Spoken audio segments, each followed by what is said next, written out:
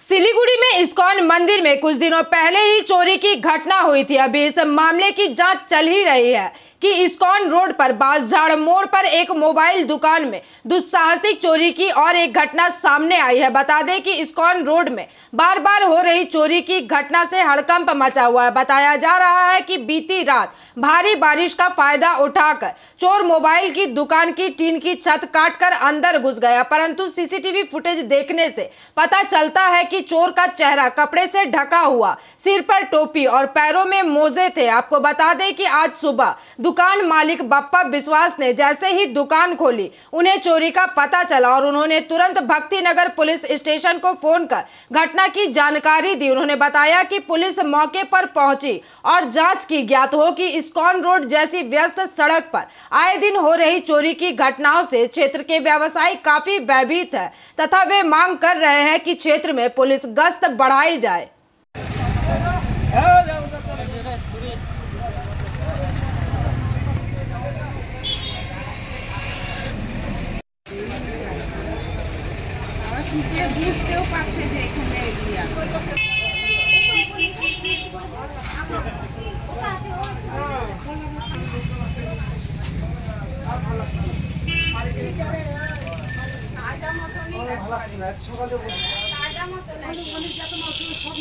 ছোট ফোনগুলো আছে না, কয়েকটা নাই, ছোট ফোন নেই, কারোর কাছে সব নিতে পারে না, বড় বড় সময় না।